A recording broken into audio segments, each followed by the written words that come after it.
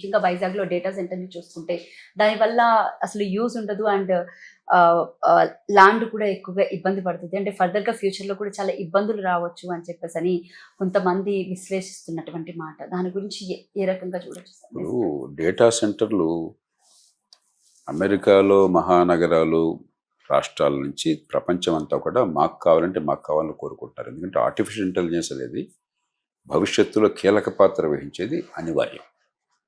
సూర్యకాంతిని ఎట్లాగా అడ్డుపెట్టి ఆపలేమో, వేగంగా మారుతున్న టెక్నాలజీని కూడా ఎవరు అడ్డుపెట్టి ఆపలేరు. కాబట్టి మనకు ఒక ముందు దేశంగా ఆలోచించండి, తర్వాత రాష్ట్రము, తర్వాత వైజాగ్ ఆలోచిద్దాం. ఒక దేశంగా మనం దీనిలో భాగస్వాములం అయ్యి కాస్త ముందుందామా? మనకంటే చాలా చాలా ముందున్నది చైనా కంటే ముందున్నది అమెరికా ఈ విషయంలో. కానీ చైనా ఆల్మోస్ట్ అమెరికాకి పోటీగా ముందున్నది. మనం చాలా వెనుకున్నాం వాళ్ళతో పోలిస్తే. ఉదాహరణకి చైనా $129 బిలియన్ ఖర్చు పెట్టిందని నేను విన్నాను దీనికోసం. ఆర్టిఫిషియల్ ఇంటెలిజెన్స్ టెక్నాలజీకి సంబంధించిన అన్నీ కూడా అక్కడ చైనాలో దానికి తగ్గటువంటి ఈకోసిస్టమ్ నిర్మాణం కావడం కోసం $129 బిలియన్. అంటే మన రూపాయల్లో ఇవాళ లెక్కల ప్రకారం లెక్కేస్తే దాదాపుగా 11-12 లక్షల కోట్ల రూపాయలు. 12 లక్షల కోట్ల రూపాయలు. మనం వేల కోట్లలో ప్రయత్నం చేస్తున్నాం. మనకంత ఆర్థికంగా అన్ని లక్షల కోట్లు ఖర్చు పెట్టే అవకాశం లేదు.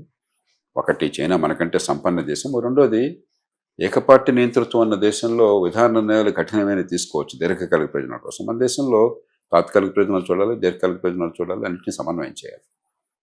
కాబట్టి ఇది వద్దా కాదా అని చెప్పే విషయంలో అసలు భేదాభిప్రాయానికి తావులేదు. కానీ ఇవి చేస్తున్నప్పుడు మనం అతిగా ప్రభుత్వ రాయితీలు మనం ఇచ్చినట్టయితే దీర్ఘకాలంలో ఏమవుతుందో చూసుకోవాలి. మనం ఇచ్చే రాయితీలు ఏమిటి, దానివల్ల మనకు ఖజానాకి పడేటువంటి నష్టం ఎంత, దానివల్ల ఆర్థిక వ్యవస్థలో పెరిగే అవకాశం ఏంటి, అవి చూసుకోకుండా మనం అత్యుత్సాహంతో తొందరపాటుగా చేస్తే దీర్ఘకాలం నష్టం ఉంటుంది. కాబట్టి అనుభవంలో అవన్నీ తేలుతాయి.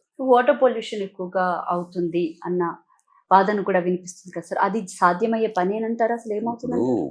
ఏ పారిశ్రామికీకరణ జరిగినా కూడా ఆధునిక యుగంలో అసలు ఆ మాటకు వస్తే వ్యవసాయంలో కూడా ఒక ఆదిమ మానవుడిగా మరి వేటాడి కందమూలాలు తినేటువంటి ఆదిమ మానవుడి నుంచి వ్యవసాయం కావాలంటేనే కొంత ప్రకృతిలో మనం మార్పు తీసుకొచ్చినట్లే. వ్యవసాయం నుంచి పరిశ్రమలు. కాబట్టి ఇది అనివార్యం. మనం ఆధునిక టెక్నాలజీలో, ఇన్ఫర్మేషన్ టెక్నాలజీ లాంటి రంగాల్లో అతి తక్కువ పొల్యూషన్తో అతి ఎక్కువ ఫలితాలు సాధించవచ్చు.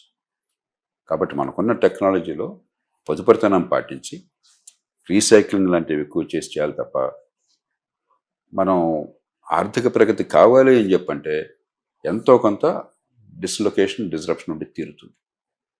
అసలు వద్దనుకుంటే ఆర్థిక ప్రగతి లేకుండా ఎక్కడున్న వేసిన గొంగళ అక్కడే ఉంటుంది. కాబట్టి ఈ విమర్శని మనం సహేతుకంగా పరిశీలించాలి. అతి తక్కువ పర్యావరణ నష్టం, అతి తక్కువ సమాజానికి ఇబ్బంది, అతి తక్కువ ఆర్థికంగా సంకటం, అది చూసుకుని ఫలితాలు ఎక్కువ వచ్చేట్టు చూసుకోవాలి.